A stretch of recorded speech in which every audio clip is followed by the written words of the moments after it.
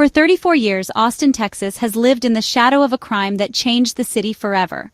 A crime that would come to define an era and haunt the collective memory of its people. It was a crime that shattered Austin's sense of safety, leaving neighborhoods uneasy and families locking their doors a little tighter.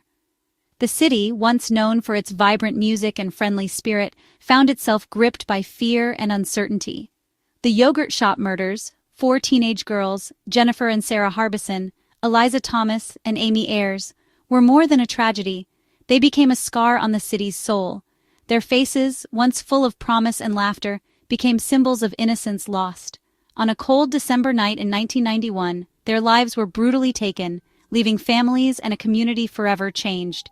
The shockwaves from that night rippled through every corner of Austin, touching people who had never even met the girls. The "I can't believe it's yogurt shop," once a cheerful spot where friends gathered after school and families enjoyed summer treats, became a symbol of horror and loss. Its bright sign and welcoming windows were replaced by police tape and sorrow. Every anniversary brought renewed grief and frustration, as the question of who and why remained unanswered. Vigils were held, candles lit, and prayers whispered, but the pain never faded. The case haunted not just families, but generations of detectives who retired with the mystery unsolved. Each new investigator pored over the evidence, hoping to find the missing piece, but the truth remained elusive. Austin's most infamous cold case became a symbol of justice denied. Headlines screamed for answers, and the courthouse steps saw countless pleas for closure, but the city waited in vain. The loss of the girls was a public sorrow, a collective wound that time could not heal. Strangers became neighbors in their grief, united by a tragedy that touched every heart. For decades, the city waited for answers, clinging to hope that one day the truth would emerge. Families held on to fading photographs, and the community refused to let the memory of the girls fade away. Now, after more than 3 decades, that day has finally come. The city awoke to news that would change everything, bringing a sense of relief, disbelief, and overwhelming emotion. The story of the yogurt shop murders is about to reach its long-awaited conclusion, a moment of reckoning, and perhaps the first step toward healing for a city that has carried this scar for far too long. December 6, 1991, began like any other Friday in Austin. The city was alive with its usual energy, people bustling through their routines, unaware that the day would end in tragedy. Jennifer and Sarah Harbison worked their shift at the yogurt shop, joined by friends Eliza Thomas and Amy Ayers. The 4 girls, all teenagers, spent the evening serving customers, sharing jokes, and making plans for the weekend ahead. The shop closed at 11 p.m., but just after midnight, smoke was seen pouring from the building. What seemed like a quiet night was shattered by the sight of flames lighting up the darkness. Firefighters arrived expecting a routine call, but inside, they found a scene of unimaginable horror. The devastation they encountered would haunt them for years to come. The 4 girls had been gagged, bound, sexually assaulted, and shot before the shop was set ablaze. The brutality of the crime stunned even the most seasoned investigators. The fire failed to erase the brutality. Instead, it deepened the tragedy. The destruction left behind was a grim reminder of the violence that had taken place. News of the murders sent shockwaves through Austin, leaving the community gripped by fear and disbelief. Parents held their children closer, and neighbors looked at each other with new suspicion. Investigators faced a compromised crime scene, with evidence damaged by fire and water.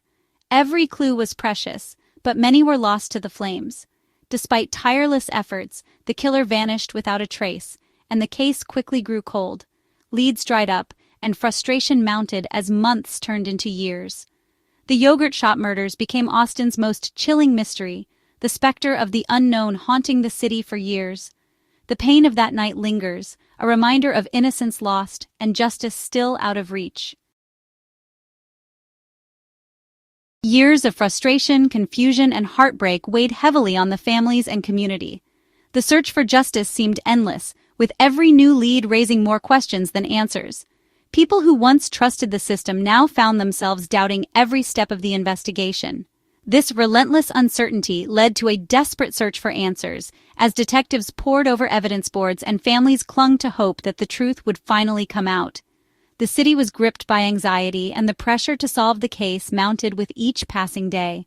In 1999, police arrested 4 young men, Robert Springsteen, Michael Scott, Maurice Pierce, and Forrest Wellborn, after hours of intense interrogations that resulted in confessions. But these confessions were not freely given. They were coerced, extracted under immense psychological pressure. For a brief moment, the city believed the nightmare was over. Relief swept through Austin as headlines declared the case closed. But beneath the surface, doubts lingered, and the case against the 4 young men was built on shaky ground. The confessions were riddled with inconsistencies and, crucially, were unsupported by any physical evidence. Investigators struggled to reconcile the statements with the facts, and the community began to question whether the right people were behind bars. Despite these glaring issues, 2 of the men were convicted and sentenced to life in prison.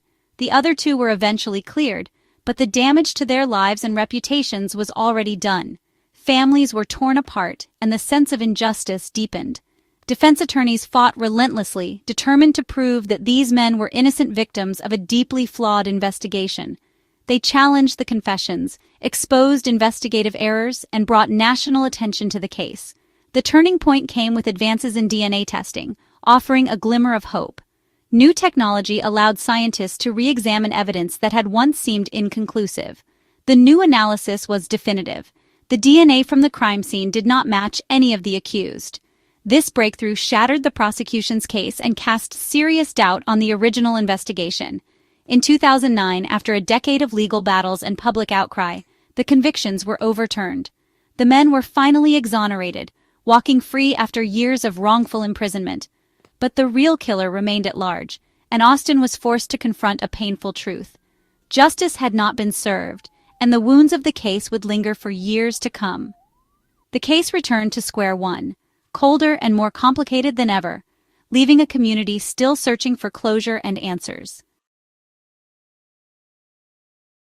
After the exonerations, the case languished for years, until 2022. Detective Daniel Jackson took over, determined to use new technology to find answers. He meticulously reviewed every piece of evidence, focusing on advances in ballistics and DNA profiling. Jackson believed the killer might be a transient, with crimes in other states. He retested old evidence, leveraging national databases and modern forensic tools. The process was painstaking, but Jackson's resolve never wavered. He worked with labs across the country, resubmitting evidence and chasing new leads. For the families, hope flickered once more as the investigation quietly gained momentum. Jackson's methodical approach set the stage for a breakthrough. Decades of waiting were about to end. The first major breakthrough came in June 2025. Detective Jackson resubmitted a .380 shell casing from the yogurt shop to the National Ballistics Database, NIBIN. In July, NIBIN delivered a match. The casing linked directly to an unsolved murder in Kentucky. The 2 cases shared a similar pattern of violence, confirming Jackson's theory of a serial predator. For the first time, investigators had a concrete link between the Austin murders and another crime.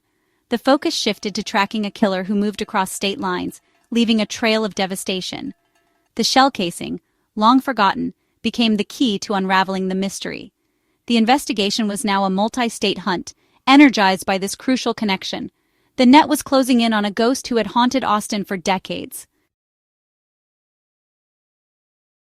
With the ballistics link, attention turned to DNA. Investigators had a partial male YSTR DNA profile from the scene, but it had never matched anyone in national databases. Detective Jackson coordinated with state labs for manual searches. In August 2025, a match was found in South Carolina, a 1990 murder and sexual assault case. The suspect in that case, Robert Eugene Brashers. Brashers had a violent history and died by suicide in 1999 during a police standoff. To confirm, Austin police retested DNA from under Amy Ayers' fingernails. The result was irrefutable, a direct match to Brashers. Decades of uncertainty ended with science and persistence. The man who killed Jennifer, Sarah, Eliza, and Amy was finally unmasked. The case that haunted Austin was solved at last. The truth about Robert Eugene Brashers was chilling. Paroled from a Texas prison in 1989, he began a violent spree across multiple states. Brashers targeted women, committing brutal sexual crimes and using lethal force. He was a ghost, moving undetected, responsible for numerous unsolved attacks. In 1999, as Austin police arrested innocent men, Brashers died by suicide during a standoff in Missouri. He was never on investigators' radar. His transient lifestyle and lack of ties to Austin made him nearly invisible. Only modern forensic technology could connect his crimes across state lines. Brashers was the predator who thrived in the shadows, evading justice for decades. Now his name stands as the answer to Austin's most haunting question. On September 29, 2025, Austin learned the truth. Police Chief Lisa Davis praised the relentless work that solved the case. Relief swept through law enforcement, ending a decades-long burden. District Attorney Jose Garza publicly apologized to the 4 wrongfully accused men, acknowledging the harm done. For the victims' families, the news brought a bittersweet closure. Gratitude for answers, sorrow for the years lost. Some families expressed frustration over how the news was delivered, but the truth brought peace. The 4 girls could finally rest, their killer named and the innocent exonerated.